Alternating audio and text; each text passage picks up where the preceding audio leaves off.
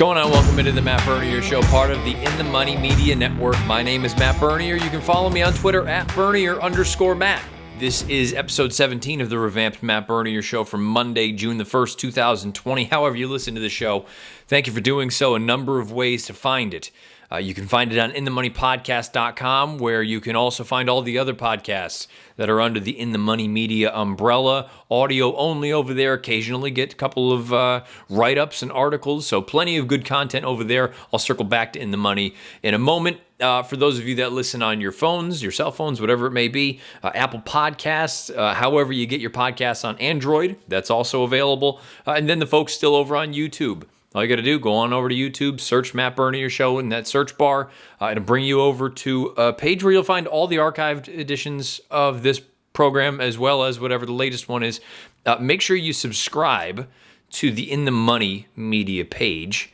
Make sure the bell icon's lit up so you get a notification anytime a new program is uploaded, whether it's one of my podcasts, whether it's Horse Players Happy Hour that gets uploaded, whether it's anything else that gets uploaded from In the Money Media. While you're over there, you might as well go over to my page, Matt Bernier, give that one a subscribe as well. Occasionally upload some new content there. As far as today's show, hey, you know what? Let's wait. Let's put a pin in that for today's show. Let's take a look at what is to come this week for the sort of In the Money family of pods and programming. Number of different things going on. Wednesday, PTF, Peter Thomas Fornatel, is going to be doing a Woodbine preview. Woodbine opens up on Saturday afternoon. He's going to have the Hammer. Tommy Mass is helping him out, along with Ron Gierkink from the Daily Racing Form. Let's see, the Stronach 5 show is back.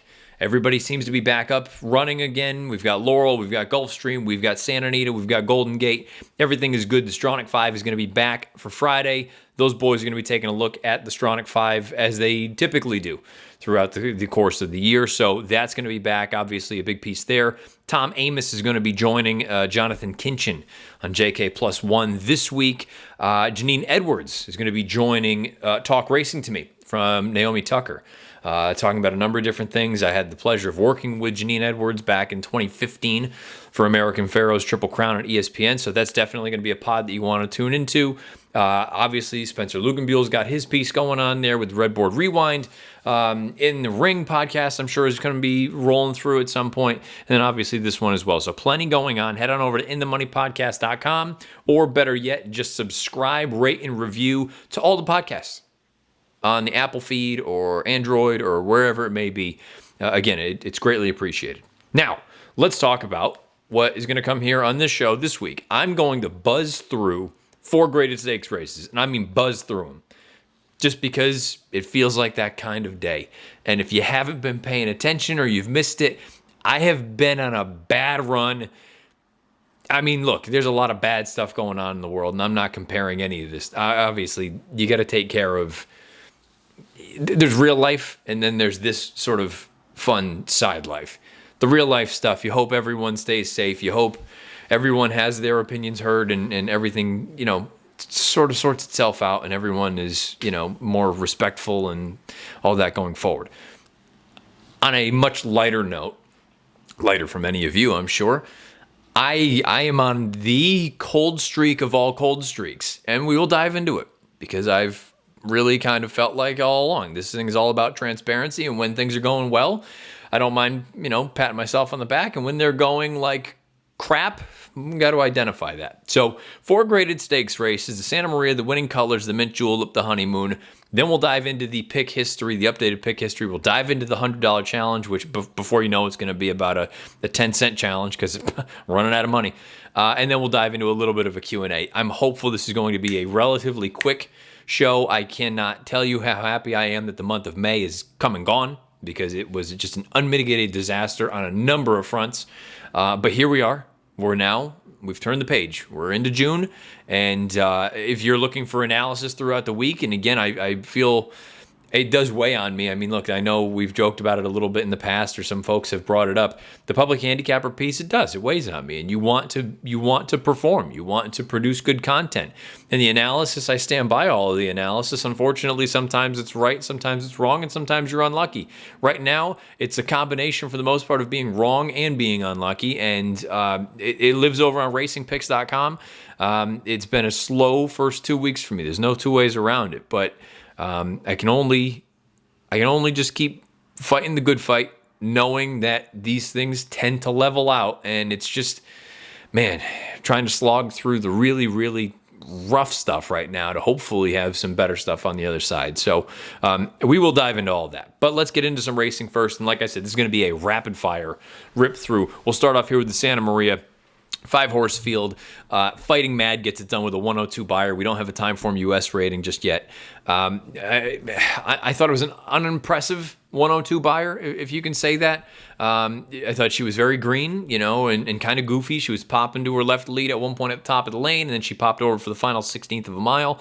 The key for this race, to me, is just the running style at Santa Anita. The fact that CC and Hard Not to Love both came from well out of it, I mean, they were already going to be up against it anyway. It didn't look like there was a ton of speed in this race. I liked Horologist. I loved the ride that she got, and then unfortunately she took a bad step, and I don't know if she was going to run or not, but Flavien Prat took care of her. He eased her, and apparently she's okay going back to the barn, and knock on wood, everything stays that way. But with the way that CC and Hard Not to Love were both ridden, and I'm not going to fault the rides, but just the tactics or the style that they employ, going 2 turns at Santa Anita, they're not going to win many races like that. I don't care how talented they are. They're just not. And a horse like Fighting Mad, who I don't think is as talented as those girls, can take advantage of the circumstances. She goes out there, 2 turns at Santa Anita, you need to be forwardly placed. She goes right to the front.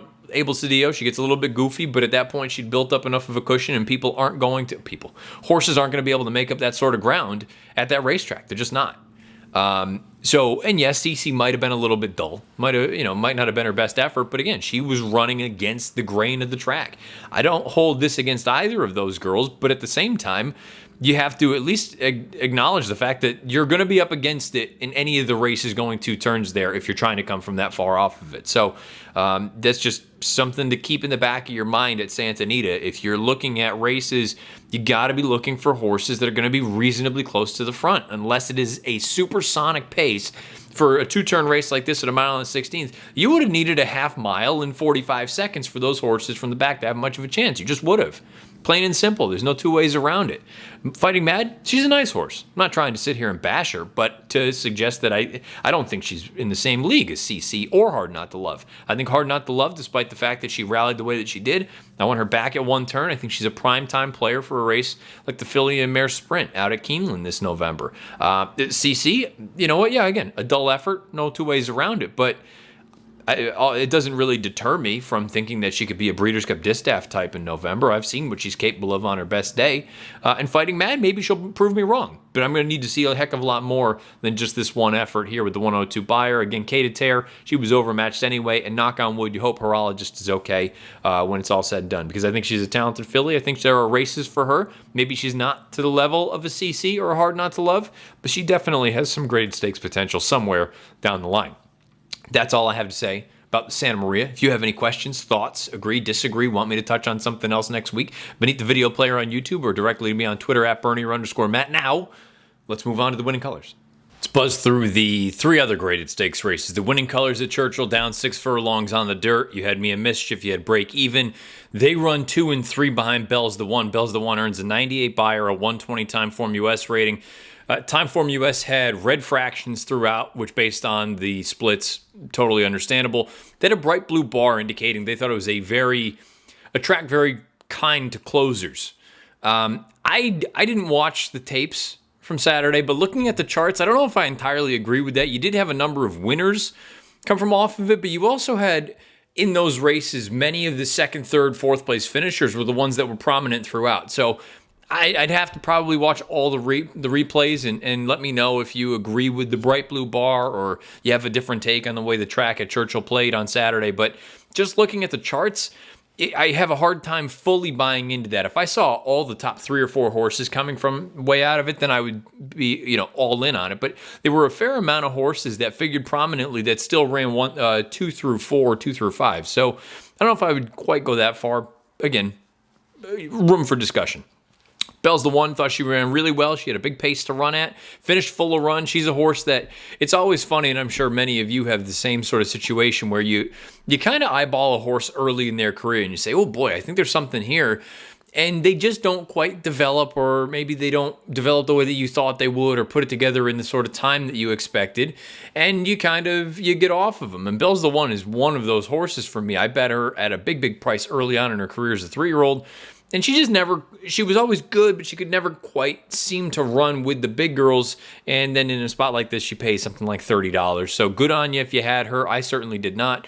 I thought it was a giant effort from break even. She 21-1, 44-2 for a half. I don't care that it is 6 furlongs. I don't care that that's her game. I mean, that's a fast opening quarter for any racehorse. I don't care, male, female, older, whatever it is. This is just a really fast horse, and I'm going to be curious to see. Brad Cox and company have handled her interestingly throughout. I don't want to say they've rarely tested her, but I think she's only run, including the winning colors, I think this was her 3rd graded stakes race. They've been very select with where they choose to run her. Also from a distance standpoint, despite the fact that she won the 8 bells at 7 furlongs last year as a 3-year-old, they really haven't tried to go much farther than these distances. I do wonder, they ran in the Coronation Cup at Saratoga last year on the turf, and she ran really well. I almost wonder if you have any aspirations for a race like the Breeders' Cup, or an event, a boutique meet like the Breeders' Cup. I almost wonder if a horse like this is better suited for a race like the turf sprint than the filly and mare sprint, because you're going 7/8 at that distance. Perhaps it's a little bit too much for her. She's going to have some other pace to deal with, and we've spoken about it in the Horse Players Happy Hour, and I'm finally starting to buy into it and realize that it's just kind of a fact of the matter that these turf sprints, despite the fact that it may look like there's a ton of speed signed on, they're typically won by horses that are forwardly placed, and we know that she can run on grass. So I don't know if the Connections have any Breeders' Cup type aspirations for her, but I almost wonder if break even, if you were going to go that route, maybe you're better off in the turf sprint against males than you are in the filly and mare sprint going longer, going 7/8 of a mile on dirt. Mia Mischief is a hard horse for me to figure out, because she'll have these massive performances, and then she'll have races, not that she ran poorly in the winning colors, but at no point did I look at her and think she was a winner. At no point, even before Belle's the One was coming, I never thought Mia Mischief was going to go by break even. So she's just a difficult horse for me to really gauge. Sometimes when she shows up, she really shows up, and other times she'll just kind of be even, kind of flat. So I've seemingly never been on the right side of Mia Mischief. Who knows? Maybe you'll get a little bit of a better price in the next spot that she runs, and you know that she can occasionally pop a big one. The Mint Julep. Thought this was a really fun race to watch the stretch run. You had a lot going on. Secret Message wins, 92 buyer, 114 time form U.S. rating, so the numbers seem to check out pretty much. I thought it was a fine effort from Secret Message, to be honest. When I saw her anyway, right around the 8th pole, I thought she was just kind of moving evenly. And either she found a little extra late, or it's that combined with some of the trouble some of the other girls had that ultimately led to her winning. I thought she ran fine. I don't think it was a fantastic effort, and I think if circumstances played out a little bit differently, you could make the case that at least one, if not 2 or 3 other horses probably were best in this race, given the trips that they had to try to overcome, including La Signari. I thought she was unlucky. If she's not forced to take up in deep stretch, I think she wins, given she was only defeated by a nose or a head, whatever it was.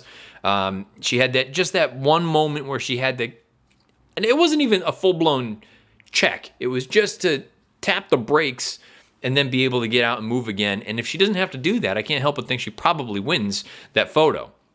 Alti, for her to even be remotely close to the front when it was all said and done is just a feather in her cap, because she had no business being that close. It was a nightmare of a stretch trip for her, and for her to be right there and only lose by length and a half, whatever it was. I mean, that was a pretty big effort for a horse that I've never really loved. I mean, of all the good horses, and particularly the good fillies and mares that Chad Brown's had, Alti has never been one that I've immediately thought of, but I thought she ran quite well there. Beau Recall is a horse that I've thrown in my horse watch, because at no point was she able to really unleash her kick, and that's Beau Recall's strength. She is genuinely that one run, take to the back, and when we turn for home, we're going to turn the afterburners on and come with a giant stretch run. She never had the chance to do that because she was stacked up down and behind horses. She tried to squeeze up the hedge, and it didn't work for her. She'll be one that next time out would be a time where I'd be interested in taking a look at her. I still love her more at a mile than I do going longer, which again is funny because early on in her career, I loved her at a mile and a quarter. I wonder if that late kick is just better suited at that sort of flat mile type. And Nay Lady Nay, I suppose, I don't know that she would ever, I don't think she would have threatened for the win, but she did have to tap the brakes a few times in the stretch. I think it at least cost her a better placing. I don't know if it would have resulted in her being right there at the wire, threatening to win, but she's at least one, depending on where she were to come back. Maybe you could look at that. I think the race is better than it looks on paper, put it that way. We'll leave it at that. I don't know that it was a fantastic effort, and maybe the result wouldn't have been, a major difference, but I think there was at least something there to look at and say, okay, well, maybe she actually ran a little bit better than the page would suggest. Out to Santa Anita for the Honeymoon. This is a race I really have nothing to say. Laura's Light wins, 81 buyer. There's no time form rating right now. Visually, there were 3 of them across the wire. I thought they ran fine. Park Horse at a wicked pace for the level in the distance. She paid the price late, dropped anchor. I'm not sure if, opening up by 10 down the backside, going 9 furlongs, it would be one thing if she was doing that going a more tepid pace, going 46 and 4, almost 47. Interesting tactics. Look, I'm never going to be critical of trying to break open a race and say, let's use our speed and try to just bottom the field out. I'd just be curious to see, if maybe she had literally 10 lengths between her and Laura's Light, who sat that nice sort of lead second pack kind of trip. I don't know if it would have made any kind of a difference, but Park Horse set a wicked pace for the level and the distance. Again, Laura's Light runs just fine.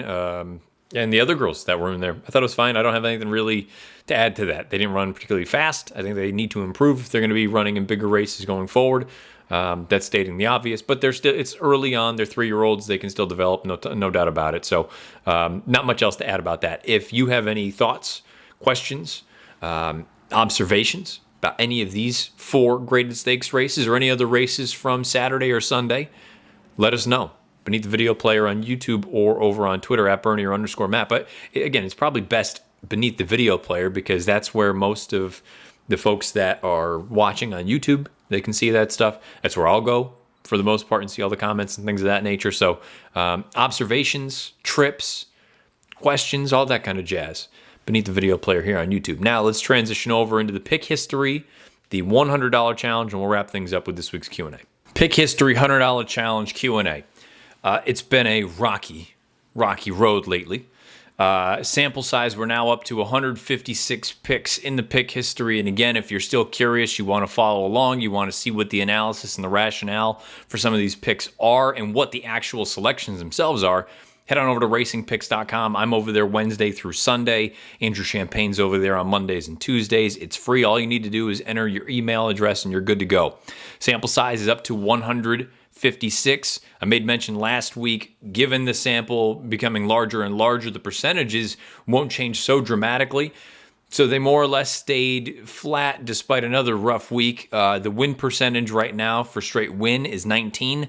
The win play show percentage is 51%. The win ROI is still slightly in the black at $2.06. That's a 3% positive return on investment. You would have wagered $312.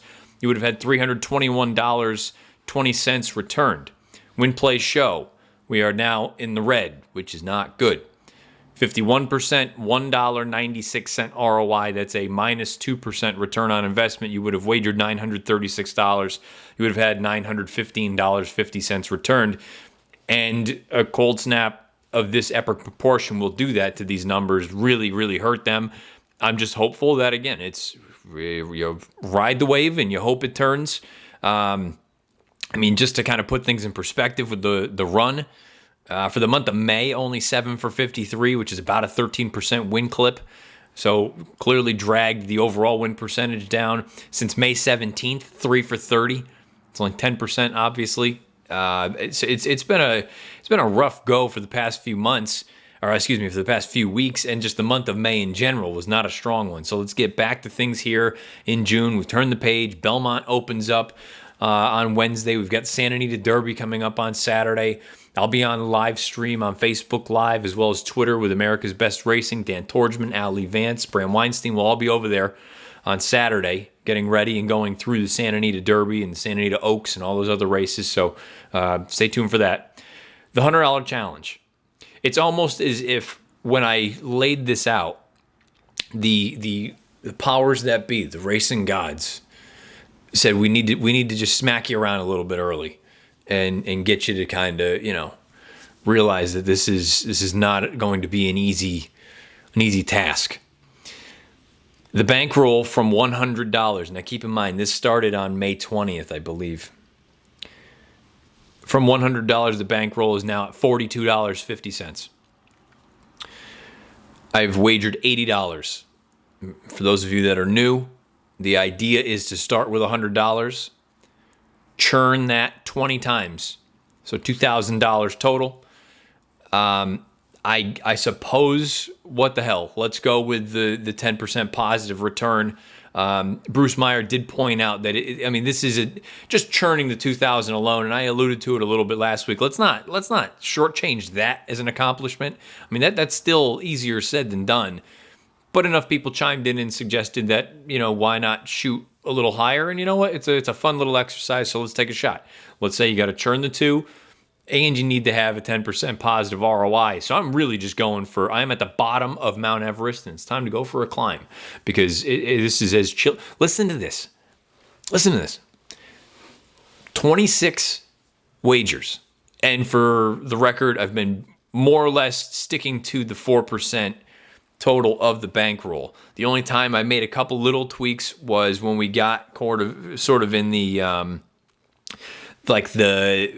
call it 4% would have resulted in like a $2.54 wager. I just rounded up to $3 until I've got to the point where now, and I will go no lower than $2 at a time. I won't go down to $1 bets. That's a waste of time. We're going to go with $2 as the minimum. There have been 26 bets. I've made one winning wager. That's 4%. The one winning wager, returned $22.50. So that's why this isn't just a complete bloodbath. But it damn sure ain't good. 1 for 26 since this thing started. I think even when I went back and first started paying attention to horse racing, I don't think I ever had a. You know how difficult it is to go 1 for 26, even if you're just picking random numbers. I feel like pick your favorite baseball player in the midst of just a wretched cold snap. All you gotta do is just keep going. So that's where that stands. It has been a genuine dumpster fire, and we'll see what happens. Hopefully things turn around. Still have some time, and the good news, going back to the top, and I don't want to sound defeated, but the top of this challenge. And I've been pleased to see the amount of people on Twitter that have been playing along. I know my buddy Mike Baychak has gotten involved, and a number of other people they've made their own little challenges, and some have even just chimed in with this just to have some fun with it. And that's all this is supposed to be. The $100 it's enough where it's still meaningful money, but it's not enough where if you go broke, you can't just reload. It's $100. $100 you can. I hope we don't have to get to that point where we need to reload, but if the first 26 bets are any indication, it might be happening sooner than later.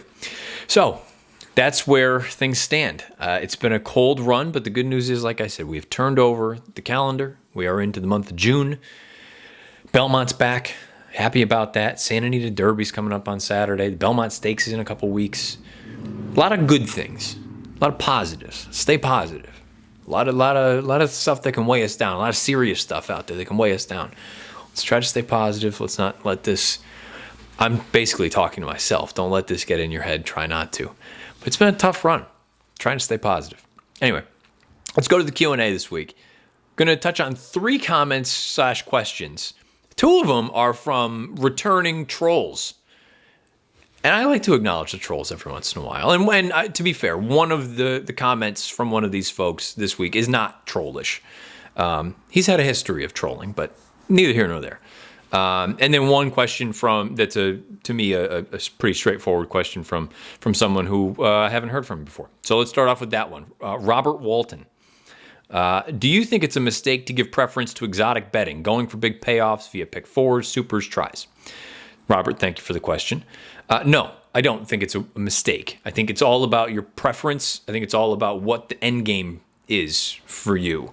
Are you someone that is content just saying, I want to deposit X dollars and I just want to grind and have fun and bet a few bucks here, and never play any giant amount of your bankroll at any given time? If that's the case, then you're probably better off just, doing your thing and not getting involved in the exotics, because the exotics will eat up a lot more capital than a win bet or a place bet or a show bet or anything like that. On the flip side, kind of to your point in the question, the big payoffs come from the multi-race bets, the pick fours, the pick fives, the pick sixes, the superfectas, the trifectas, those things, the super high fives. That's where you get kind of your, and I don't want to I don't want to stray people the wrong way. They're not jackpot bets, but you understand what I'm saying with sort of the jackpot windfall, the big payoff. And I believe Andy Beyer has even sort of mentioned in the past that with the way things have gone from a takeout standpoint and the smaller fields and a number of different things, that you're probably better off chasing some of these big payouts. But again, I can't stress enough that if you do go that route, you need to understand that there's a very high likelihood that you could lose a lot in a short amount of time. I mean, to take a serious run at a pick five, in my opinion, a serious run, unless you have just narrowed this thing down and your opinions are rock solid and you're just seeing it really, really well.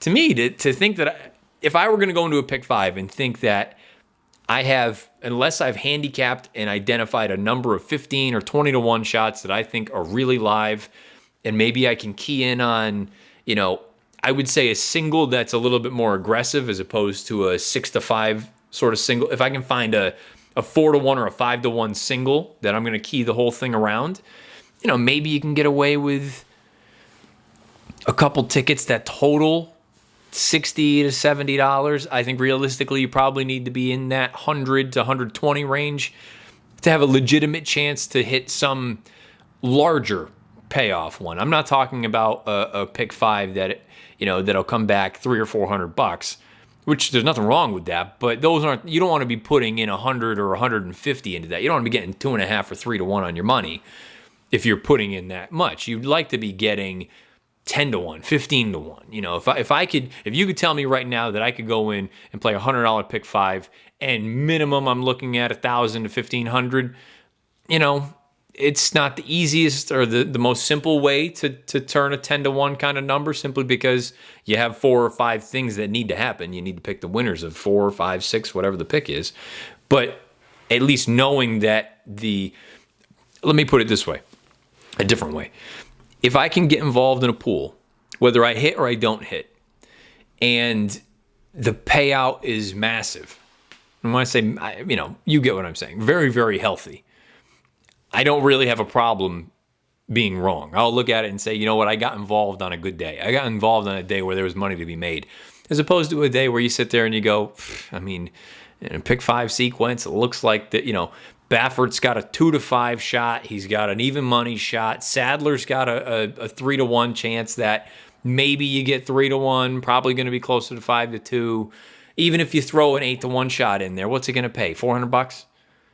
I think you need to handicap the sequence, not just the horses, but the likelihood of what's going to happen. At least that's the way that I go about it. And that's why I don't typically play the picks as often as I used to, because A, you're going to lose more than you win. And B, I kind of got to a point where I was like, well, if this happens, then what could this thing possibly pay unless I'm going super deep in all the other legs? Again, a 2 to 5 shot is the key for most people. Unless I hate the 2 to 5 shot and I'm going to take a stand against, that's a different story. But I think it all depends on your personality. If you're looking for just the giant windfall, that's the way you should go, recognizing that you're probably going to lose a lot more than you win. But the idea for all of this is to make up for the losses and then some when you're right.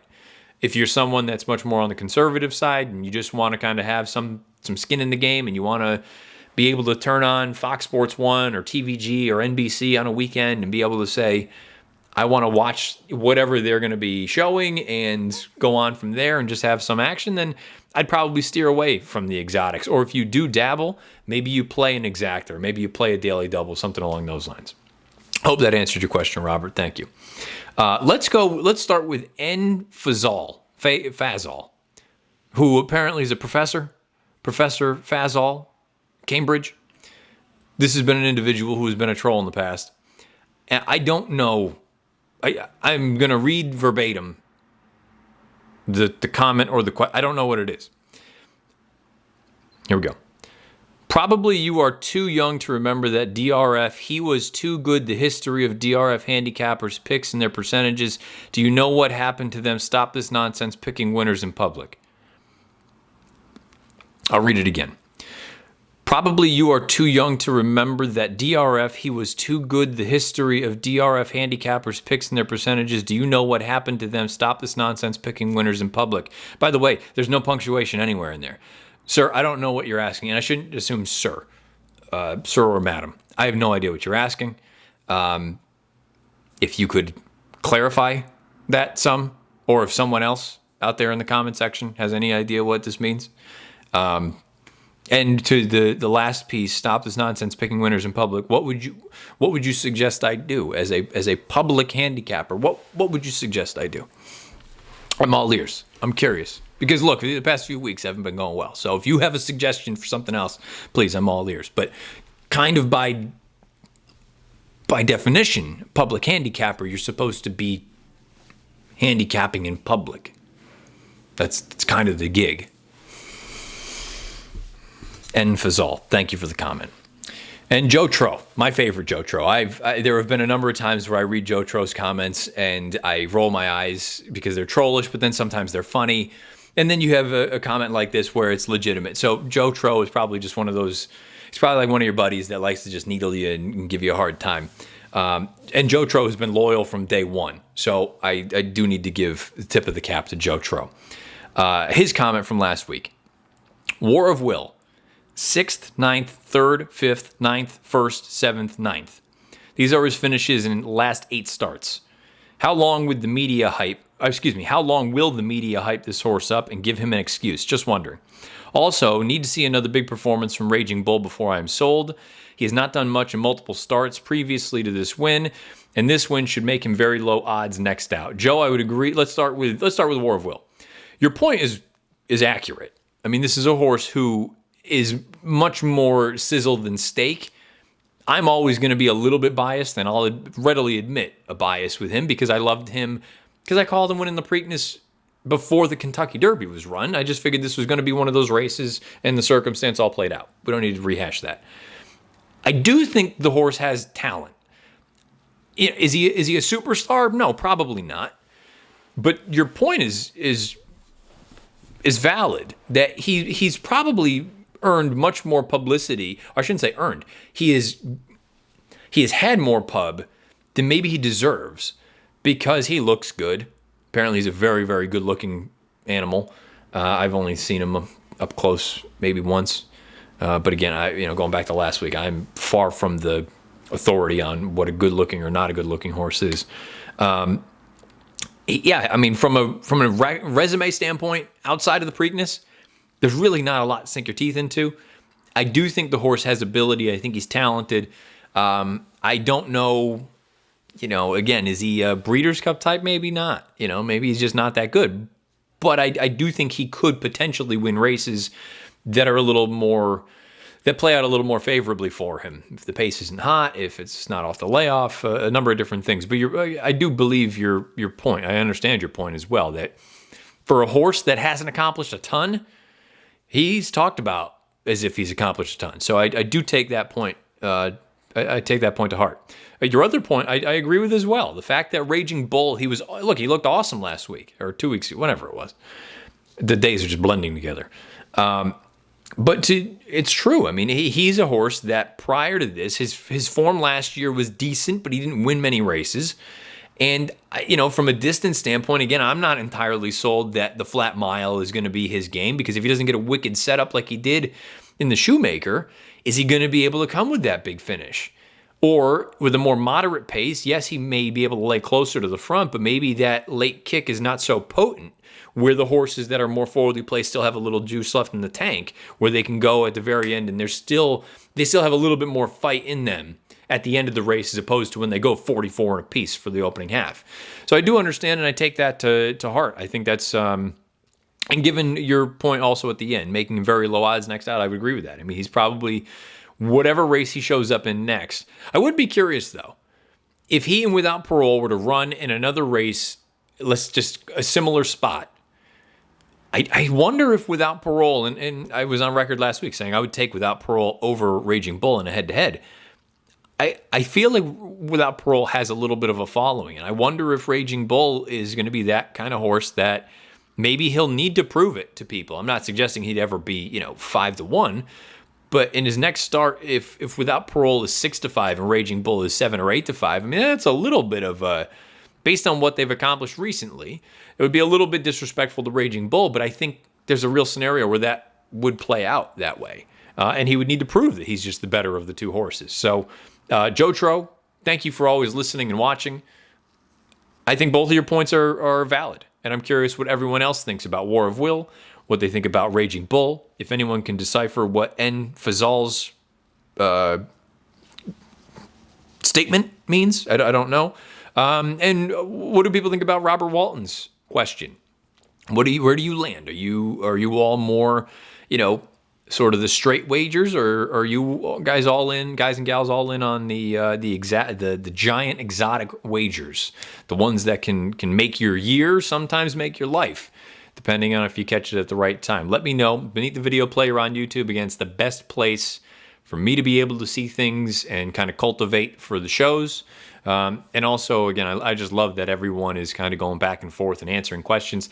I believe I had seen there's folks from the UK are going back and forth, asking questions and relating to different things. I love it. I think the more that we can do with that, the better. So please keep that up beneath the video player on YouTube. And as always, you can get a hold of me on Twitter at Bernier_Matt. Give me a follow over there as well. That's going to wrap up episode 17 of the revamped Matt Bernier Show, part of the In the Money Media Network, for June the 1st. Again, like I said at the top, number of big things happening with In the Money this week.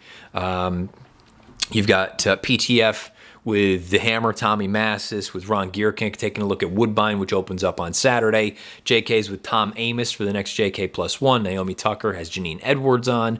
This show is out. The In the Money boys will have their pieces. The Red Board Rewind with Spencer, I'm sure, is going to be out at some point this week. A number of things to find over on inthemoneypodcast.com. And as always, wherever you find these podcasts, please rate, review, and subscribe. All of those things are so important for us, as far as just, you name it, advertising, just overall exposure, so many different pieces. So if you could just take a slight moment to do that stuff for us, it would be greatly appreciated. I will be back next Monday going over a number of things, but it's going to be it'll be a fun show, because we'll have the Santa Anita Derby. We'll have all the other stakes action from Santa Anita. I believe they're calling it the Hollywood Gold Cup. They have finally decided that, you know what, let's go back to what it was, which I appreciate. The Hollywood Gold Cup, Santa Anita Oaks, Santa Anita Derby, all sorts of good jazz. Opening week at Belmont Park. Good times in racing. And hopefully June means I can snap out of this damn cold spell. Hopefully none of you are in a cold spell like this. Until next week, good luck however you play, whatever you play, and wherever you play. It's been episode 17 of the Matt Bernier Show.